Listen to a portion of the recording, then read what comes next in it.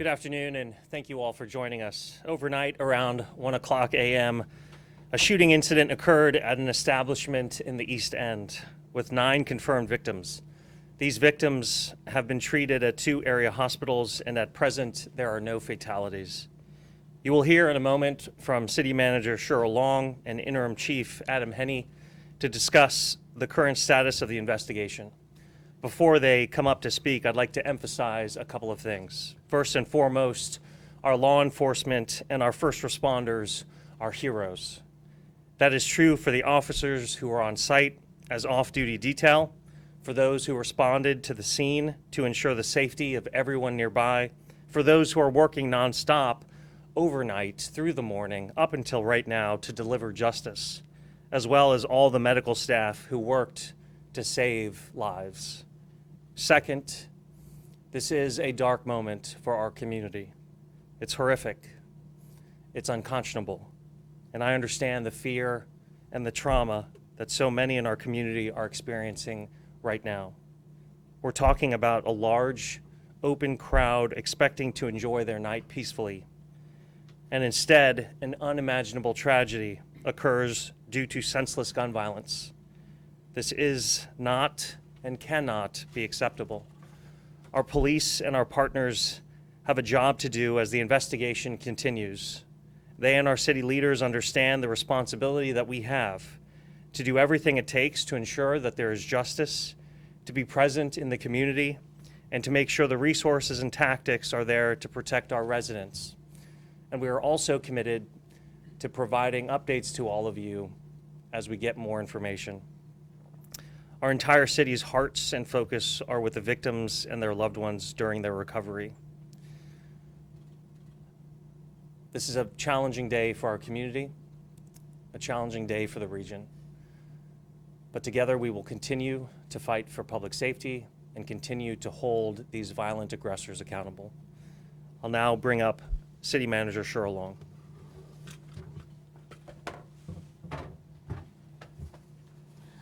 Good afternoon. Like all of us, I'm heartbroken to witness such a senseless act of violence. But unfortunately, I am not shocked. So many of us in America are in a similar state of unease, not wondering if a shooting like this will occur, but when. The stress, the exhaustion, the confusion, they are constant. That moment when your heart drops because it's happening again is something we're all terrifyingly used to by now. I can only thank God that no one was killed. Our Cincinnati police officers, fire and EMS, and all other first responders who rushed to the scene are heroes of the highest order. Time and time again, they run towards chaotic and dangerous situations like this to protect us. Their work saved lives last night in its ultimate act of public service. Thank you, Interim Chief Hennie, Chief Frank McKinley, and thank you to every single CPD officer and fire staff who jumped without hesitation into this unthinkable case. Our officers are working at top speed to understand the facts, interview witnesses and victims, and piece together the crucial elements of this investigation. When that work is complete, they will move just as quickly to bring any and all perpetrators to justice. That is what CPD does. They do it no matter the circumstance. They do it using every innovative and problem-solving resource at their disposal. And they do it with the full support of me and the city administration. Unfortunately, right now, they are doing it on very little sleep, and I'm very grateful for them. We are very limited on confirmed information right now, but one thing is absolutely clear. There is no need for a deadly firearm to be crowded into a music venue late at night. I want to reiterate what I've said time and time again. If you have a gun, your top priority needs to be responsible ownership. Anything less is actively putting our entire community in danger. A responsible gun owner would be as appalled as we are to hear of last night's brazen violence. A responsible gun owner understands that deadly weapons have no place in large crowds and at entertainment venues. A responsible gun owner looks at a situation like this and is as furious as we are, because word gets around. People know who is dangerous. People know who has a gun and shouldn't. Responsible gun owners are not running to circles that would fire in a crowd of people. If you own a gun, we need this responsible gun owner to be you.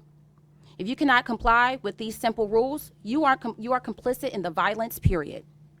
When firearms get into the wrong hands and when gun owners are lax with protocols that stand between us and deadly chaos, that's when the unthinkable happens. There is no excuse. Guns are gasoline to the flames of violence. They amplify the destruction and overrule any sense of resolution. Gun owners are responsible for keeping their dangerous weapons far away from people and venues where they have no place. Please help us prevent more senseless violence. Stand with us and say that this careless treatment of human life is not acceptable in our city. Never has been, never will be. Join us to protect our neighbors, our families, and our fellow Cincinnatians. I also want to remind everyone, the city invests in helping families and individuals navigate gun violence. Like the incredible work of CPD's Victim Assistance Liaison Unit, led by Karen Rumsey. Karen and her team are the ones who step up and help when everything feels like it's falling apart. They help victims and families and their communities make sense of violent acts, as well as other crucial support for often difficult day-to-day procedures that victims never anticipate needing to deal with. I am also grateful to the Hope and Shield Network at UC Health and Cincinnati Children's, which activates to provide victims of gun violence who are admitted to the hospital connections to social services and wraparound care as a standard component of treatment. Between the incredible work of CPD and the network we've built to respond to violence, I am confident that we will see justice swiftly served in this case. At the same time, the resources we have are made even stronger by the support of people who know something we don't. If you have information about this crime, if something about this is sounding an alarm about someone you know, please do the responsible thing and talk to the police. We cannot be safe if we protect the people who harm us. Again, I thank God that no one was killed in last night's shooting, and I'm eternally grateful to the first responders who put their lives on the line to protect our city. Thank you. And now we will have Interim Chief Hennie. Good afternoon, everyone. Like the mayor and the city manager said, first off, I am so thankful that no one lost their lives during this horrific event early this morning. This is a tragedy that is going to be investigated to our fullest abilities, and I'm very confident we're going to find those who are responsible and bring them to justice. Secondly, once again, for those officers and those firefighters that responded to this incident, I need you to think about, one moment there you are doing your job and you're having an event that is extremely peaceful, just like all the other events that happen in our city that are extremely peaceful. And then in a blink of an eye, we're having something at this level, a critical incident at this level that you have to immediately respond to and fall back on your training. And it just shows you how great our first responders are in this city, police and fire, our medics, everyone that's involved in this, because immediately all of these resources, all of our training take effect, and we're there, and I'm confident it's because of their rapid response and their dedication to duty that no one lost their life this morning. And finally, before I get into some of the specifics of what occurred, please understand, like the mayor and the city manager said, this is a very complex investigation. I need to ensure that I keep the integrity of this investigation in order to make sure that we bring these individuals in custody and hold them accountable. So I'm going to be very limited, extremely limited, in the questions I'm going to be able to answer today. But as you're aware, around 1 a.m., shots ran out inside of 4343 Kellogg Avenue. I believe it's Riverview Live nightclub. There was about 500-600 individuals there. Everything was peaceful at that moment. Leading up to that, we had detail officers that were working the parking lot and the perimeter like we normally do for any type of liquor establishment. Once those shots were fired, immediate resources throughout the city were brought in. Resources that weren't even working were brought in. Typically, shootings are investigated at the district level, but due to the complexity of this investigation, the size of the crime scene inside, the amount of victims, we ordered that our criminal investigation section come in with their criminalists to process this crime scene and conduct the interviews. We currently have nine victims who have non-life-threatening injuries. We are still processing the scene. We are still interviewing the victims. We are still interviewing witnesses.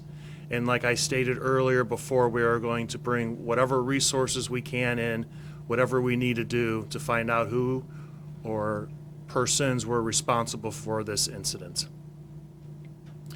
I really do not have any more that I can provide you at this time, but I'd be more than happy to field questions. Can you tell us any sort of a suspect that you are looking for or suspects? I cannot at this time, ma'am. Have you recovered any weapons? I cannot give any of that information out about the investigation. Are there any history of incidents like this at that venue or anything close to it? No, there is not. Well, said individuals in custody, so that's to say there were 2 gunmen in this incident? I never said if there was one or more. We are investigating that. What were the security measures inside? I mean, we're talking about metal detectors, for something like this to happen, for a gun to get inside in the first place. This is still part of all of what we are investigating because we need to find out how many, whatever amount of guns that were brought into this place. So that is still something that we are investigating, but I can't release that either at this time. Chief, do you know what kind of weapon, what kind of firearm was used? I cannot release that at this time, sir. There's been multiple high-profile shootings lately. Privy, as instance, 7 people were shot in November, then Spotlight Lounge, now you have another high-profile shooting. Is there anything that's connected with these bystanders getting hurt in these incidents, or anything that's leading to this situation happening? What I can tell you is I am very proud of how our officers respond to these situations and how we investigate these incidences, and we're going to continue to provide all the resources that the city manager and mayor provides the police department to hold these people accountable. Piggybacking on that question, this might be a question for the mayor, but yeah, like you had incidents at Club Privé, 7 people shot in 3 weeks back in like November. We've had several high-profile incidents. I know Chief Fiji was put on investigation for following some of that, and now you have one of the largest mass shooting incidents, according to Councilwoman Owens in her statement today, in Cincinnati's history. So, what is your plan to reduce violence and crime? Is that a question you wanted to answer? You want me to, sir? I'm happy to take it. The high-profile incidents that you mentioned are absolutely tragic and must be stopped. The through line between a lot of those instances that you're talking about, and we'll leave this most recent shooting aside because, again, it's being investigated and I can't comment on the specifics, but the through line for those previous shootings were people getting into an argument, having ready access to guns, and then shooting indiscriminately. So you ask what, if anything, can be done about it. Well, we can continue to have off-duty details at these establishments as we have both this establishment from the shooting this morning and also in the previous. We can continue to do high visibility. We can continue to partner with the Highway Patrol to crack down on illegal guns, as well as our partnerships with DOJ, ATF, and FBI. But if people have easy access to guns across the board, and if they get into arguments, and instead of dealing with those arguments in ways short of mortal death, it's very, very difficult to stop that from happening. This brings up the real conversation around whether or not it is too easy to get a gun in our community, whether or not our laws make it so easy to get a gun in our community that a lot of people have guns, coupled with the fact that they refuse to deal with disagreements peacefully, to the extent that they not only refuse to deal with disagreements peacefully, but they immediately run to mortal danger. As you can imagine, our law enforcement leaders, our city leaders are very, very focused on what we can do to prevent people from getting access to guns, holding people accountable who engage in this kind of violence, but it is a very challenging issue to solve. For the people that were shot, are any of them being looked at as suspects at all? Once again, as I stated before, I cannot release any more information about the investigation. And And just to get clarity on just one more thing, UC Health said that they had one person in critical condition. I believe you said 9 people were facing non-life-threatening injuries. Just want to make sure that we have clarification on. Yeah, they are in stable. Everyone's in stable condition. Thank you. Chief, I have a quick question though, sir. Thank you.